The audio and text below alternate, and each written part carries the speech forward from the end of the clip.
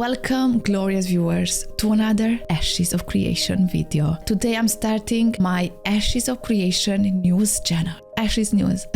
If you wanna get involved in the developing process and say your opinion now when the game is in alpha so they can do all the changes, you can do that by going on their website, on the forum, and just write your thoughts there. The other news about Ashes is that they have fully migrated to UE5. All the teams have migrated all the assets. So pretty much Ashes right now it's on UE5 and they kind of like finished that process. If you guys want to know more about UE5 and Ashes switching to UE5, I made a video about it. I can link it if you guys want to see what it involves. All the nanite lumen talk and explanation, it's there. On the design side and engineering, we have a lot of updates. They're working a lot on cross combat, on the animations, on the iterations of combat, and they're going to show us most likely like 2 months, 1 month from now, what it looks like. And they're wanting feedback on that as soon as it's ready. They're also working on archetypes and the abilities they have and how they interact with each other and how they are going to be in Alpha 2. And Steven did a massive spoiler alert when he let us know that max level in Alpha 2 is level 35. In Alpha 1 was level 15, so from level 15 to level 35 it's a lot of content. So I'm really excited to see the cross combat and also to see the archetypes and all the abilities we're gonna have for Alpha 2. So the fact that they're working on this and they even said that they're working on this makes me really happy.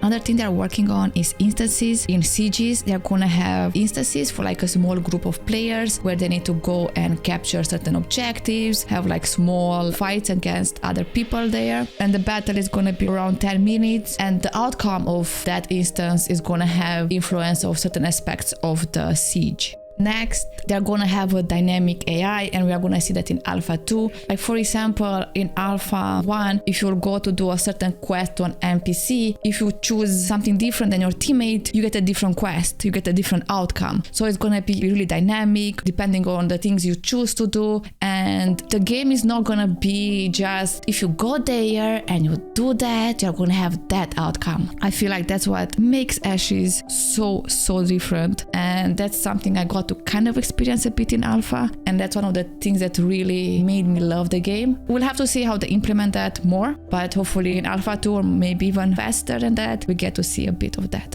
On the other hand, a lot of work has been happening to character customization creation. They intend to have one of the most customizable when it comes to options for a character creation in an MMORPG, and that excites a lot of people, but not me. I don't want it to be overwhelming for a new player. I want it to be like simple and easy to understand and have a really simple UI. So I really hope they do a good job here. That's about it. Next month in the update, I'm gonna show you guys what you can do with the character customization.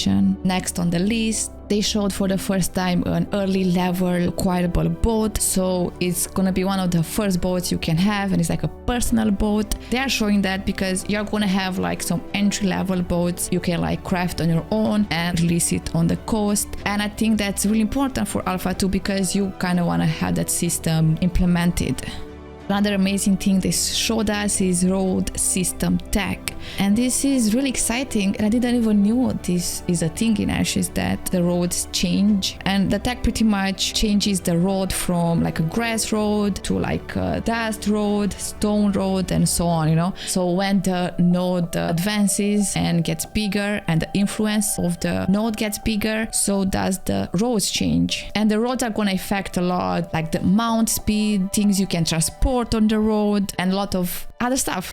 Next on their stream, they show us for the first time a new race, and it is the Vek.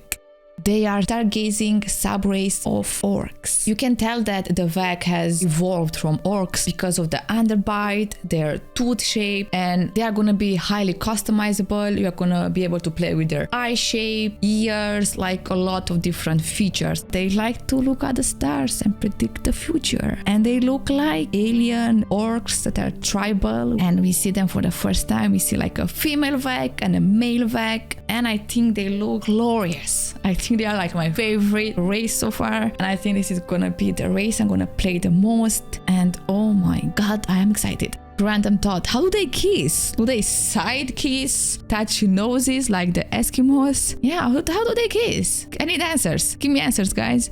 The next race they've been working on and they've been showing us is Ren'Kai. I don't know if you guys really know a lot about them. They pretty much represent honor, power, tranquility. The Ren'Kai believe in ultimate focus and controlling their immense power. And they have this reptile-like skin. He looks like a primordial human. If you think about a caveman, he looks like a caveman to me, like a really buffed reptile-like caveman. They pretty much finished the Ren'Kai models and they're gonna put them in the game like the next month and put all the armor sets on them and everything. And maybe we're gonna see that even in the next podcast they have. The next race they are showing us for the first time is the Nikua race. They're pretty much dwarves. They are like family, freedom, courage. Where the Dunir saw mountains as home, the Nikua saw it as a prison. They're pretty much sand dwarves. I know it sounds weird, but you see them a lot on the coastline and they look really like tribal again. The beach dwarf look way less buffed than the Dunir race. They don't really look like the normal dwarf. They look more like a tiny human in proportion wise.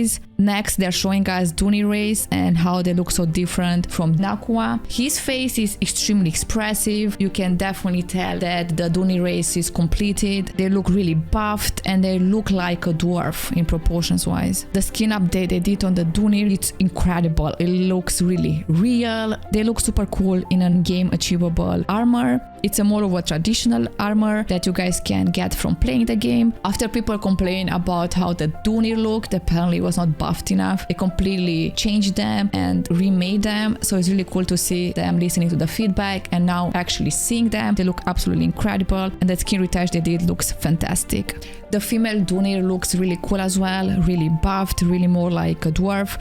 I think the hand looks a bit weird. Hopefully they change that, but they look super cool as well. You're gonna be able to put a beard on the female Dunir. If you guys are into that, you can do it. I might do it again because chat most likely is gonna make me do it again. But yeah, they're like super tiny because they're a dwarf, but they look like a dwarf. Next, you can see the Kellar base model. They did a bunch of updates on his body and on the way he looks. Next, you can see an armor set that's achievable in the game. I feel it's super amazing that they did more passes on the character creation and how the character base looks like, because a lot of people, when they saw my stream in Alpha 1, they said that the characters look super basic, super old style. So the fact that they really listened to that and took it to the next level with that skin retouch is great, and I hope you guys can really appreciate that and enjoy that when you play the game. I hope you guys enjoyed today's video and all the spoilers I got for you guys, like the level 35, all these new races. If you enjoyed the video, don't forget to give it a like and make sure you are subscribed. I will do this type of videos monthly because I want you guys to be up to date with what's happening in Ashes. And see you in my next one. Have a great evening and it's time to leave.